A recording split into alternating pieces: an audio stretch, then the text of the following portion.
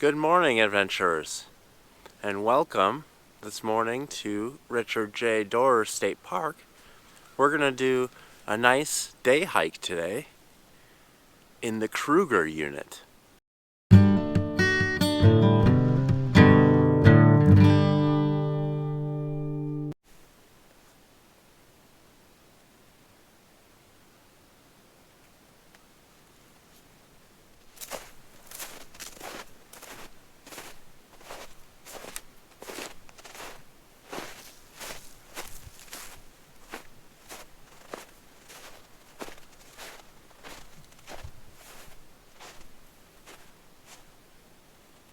So we are off.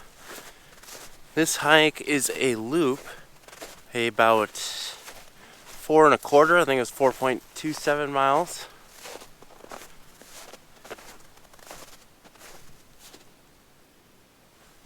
I was hoping that it was going to be fairly packed down, but it's not. That'll make it a little harder, but 4.25 miles is about 27 degrees. Supposed to get up above freezing today, but that's later this afternoon.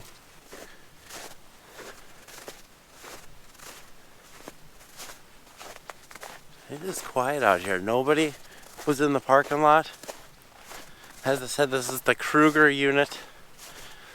Richard J. Dorer State Forest has a whole bunch of different patches all over the place. And they each have their own different names. This one happens to be the Kruger unit. It is just outside of Wabasha in southern Minnesota. We're on the border of Wisconsin, in the driftless area, as you can tell by all the hills and stuff. Alright, it's beautiful out here.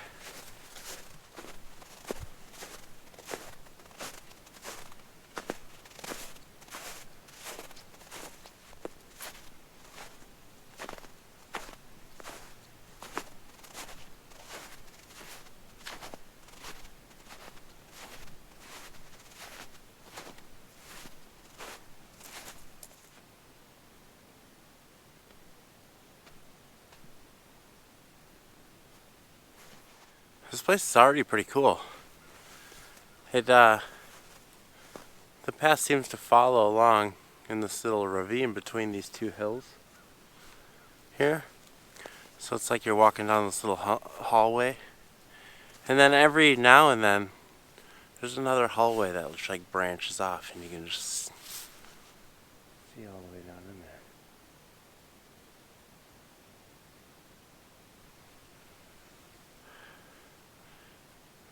Be an awesome place to come exploring in the summertime.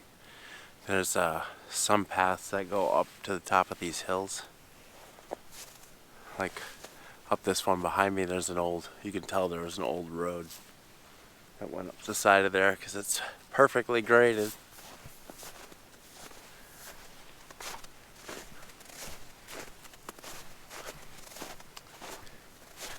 Pretty cool.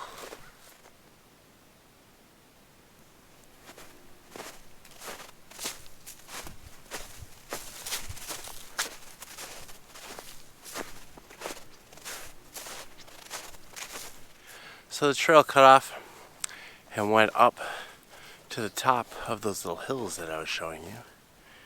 And now look at this.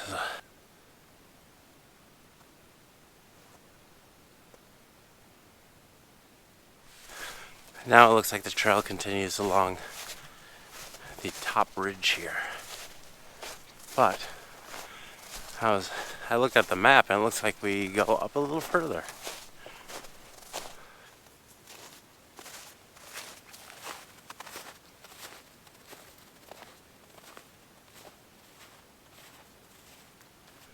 So my trail was supposed to turn away from this like ravine here, but I never saw any turn.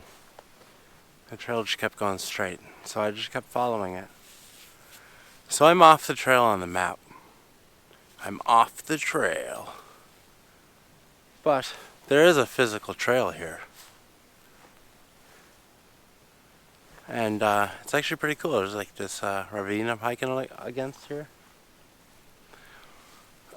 The cool thing about hiking in the wintertime is there's no leaves on the trees, so you can see the landscape all around you.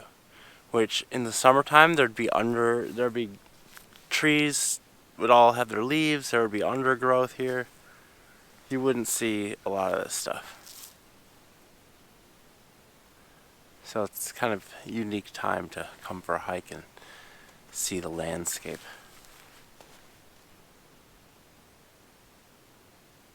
Well, I'm going to keep hiking, following this trail, see where it goes. Because I didn't see anywhere else where it was supposed to turn.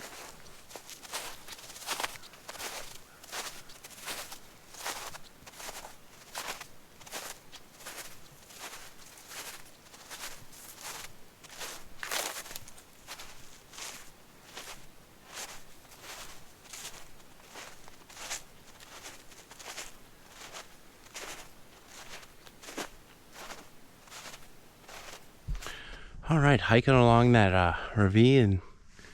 It's ending now, so we're hiking up the hill up to the top.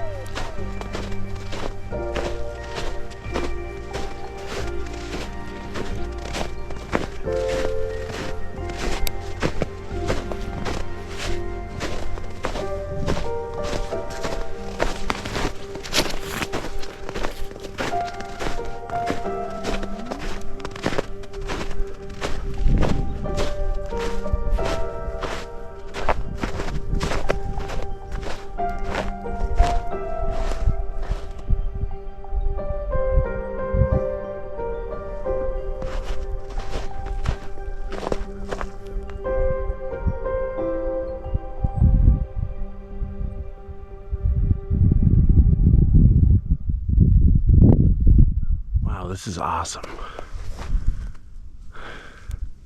Beautiful overlook, and there's a few bald eagles circling over along this ridge here. I don't know if you can see them over there. Awesome. I saw one pass just right overhead just right before I got here too. Awesome.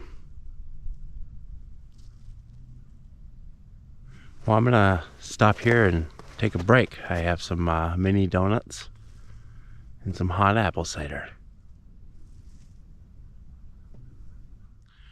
This is interesting. Must be a geocache here. I walked over to this rock to sit down, and there's a little canister with a notebook inside and some stuff. I'm gonna leave some Happy Trail backpacking stickers in there.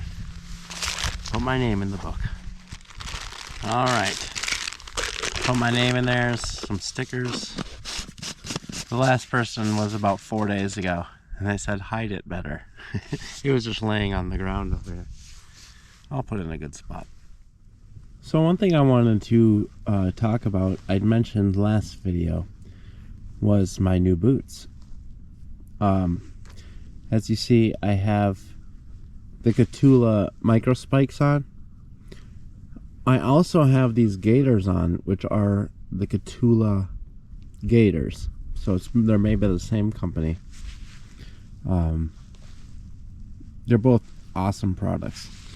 The gaiters are really good for just kind of sealing up the area, keeping your ankles warm, stopping any drafts or snow from getting up the pant leg or down into my shoe. They do an awesome job with that. They just clip onto the bottom of the shoe, and then they zip up around the leg, and then there's a little clip that clips onto the shoelace as well up front. Then the micro spikes I got, the Catula micro spikes. Showed you guys those last video. These things are awesome for any kind of winter hiking or adventure. Stop any slipping, just gives you some really good traction. Then the boots I just got are brand new. They are Merrell Moab 3 waterproof hiking boots. They're not high tops, they're like mid tops that, you know, they go up just above a little bit above the ankle, but not like a full high top. And I really love them so far. I wasn't really liking my running shoes. I felt like my feet were constantly getting wet all the time. I do a lot of hiking in the early morning, which then there's like dew, which get the shoes wet. Just wasn't great. I'll probably still use them sometimes, like in the fall and the, you know, on some day hikes in the fall when it's a little drier. But I needed something that was a little more heavy duty for winter, you know, wet conditions in the springtime, and there's a lot of mud. But so far I'm really liking these. These are they're really warm. I mean, I've only worn them a few times, so I think this is my third or fourth hike with them. My feet are dry, nice and warm. I even forgot my wool socks today, so I just have a pair of like normal cotton socks on, and my feet are nice and toasty. I was kind of worried about that, but yeah, no problem at all.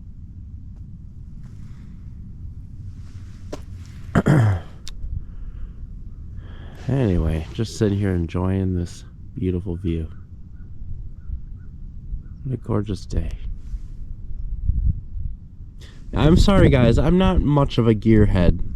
I like getting out here in nature and, you know, just being out here and having a great time, but I'm not really that much into gear and all the specs and stuff, you know. I know some of you guys thirst for that, but I'm not much of a gearhead, but I'll try. I try. But I'll put all the information for these, a link for them in the description below. So check that out. All right. What a lovely break. The eagles seemed to go away when I came in. That's too bad. But look at what I found.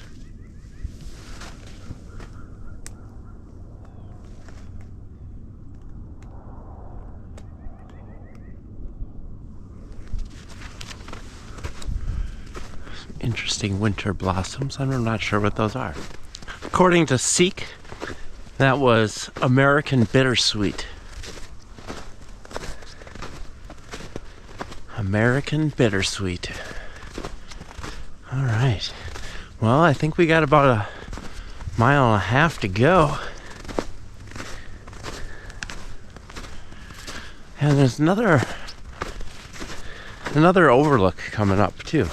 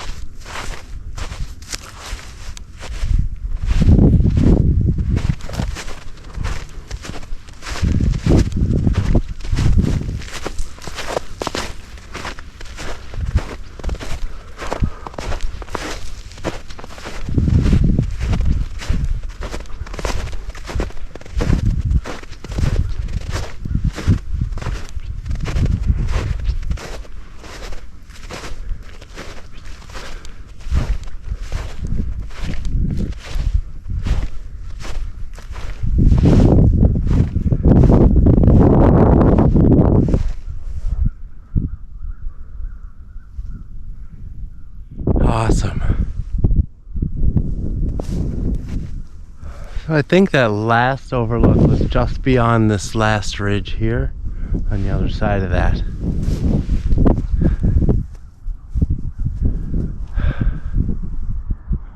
Awesome.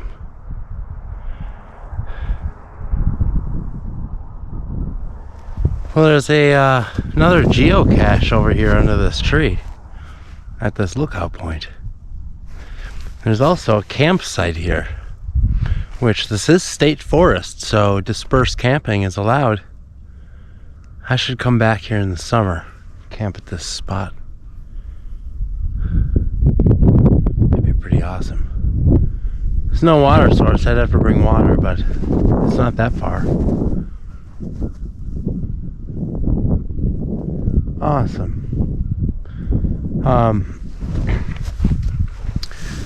It looks like for the campsite, pretty nice fire ring here. Other than that, it does look like there's a decent flat spot here for like a 2 to 4 person tent. And then it does look like there are a couple places for hammocks. Not too many though. But a beautiful view though.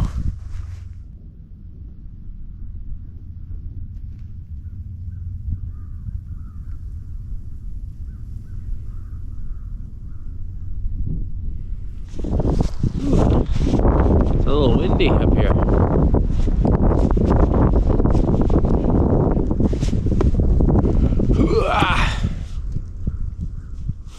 It looks like a registry of sorts. You know, I'm not a geocacher. I don't honestly know what geocache is. I think it's just this. There's a map somewhere where people get coordinates and they have to find how to get there and stuff. Unfortunately, I put all my stickers in the last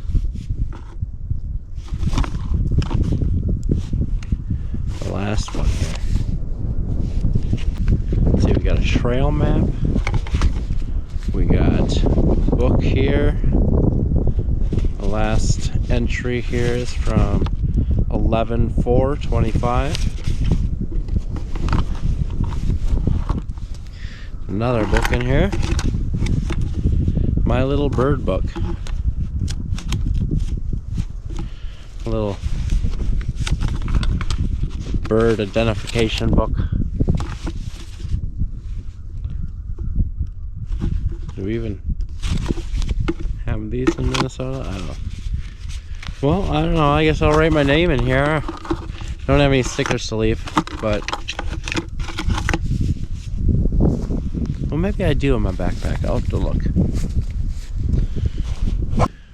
Alrighty, put my name in there.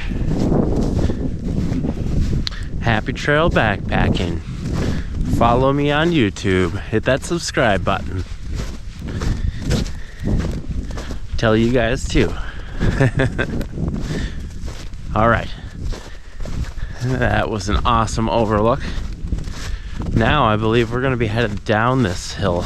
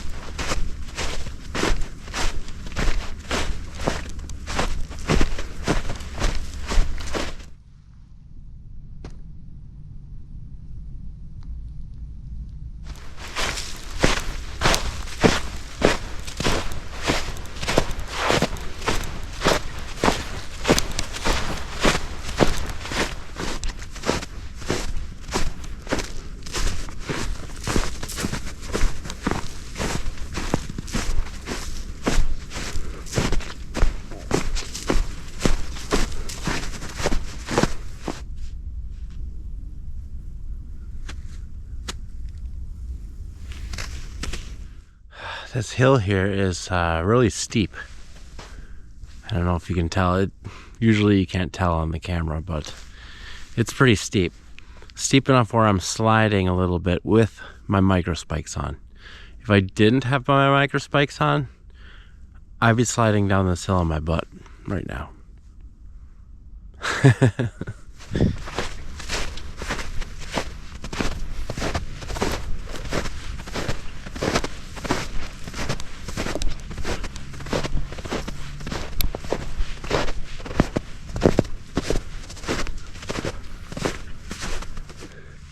There's a rifle range here.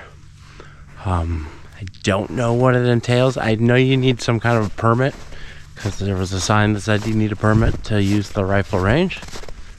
I don't know what that entails, but there's also a campground on the other end. At the other end of the state forest, kind of over by the first overlook that we were at. So this is the rifle range right down in this ravine down there. So there's a bunch of signs saying keep out. But I haven't heard any gunshots.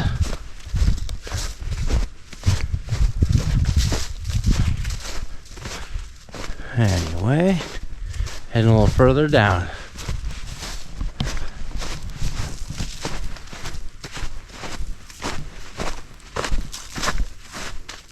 Alright, well, we just came down that steep little hill and it opened right up to the parking lot here. I didn't even realize I was there.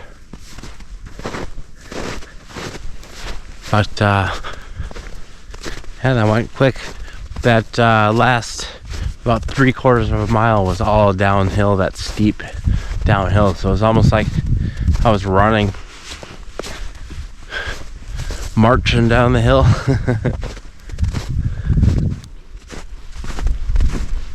Oh man.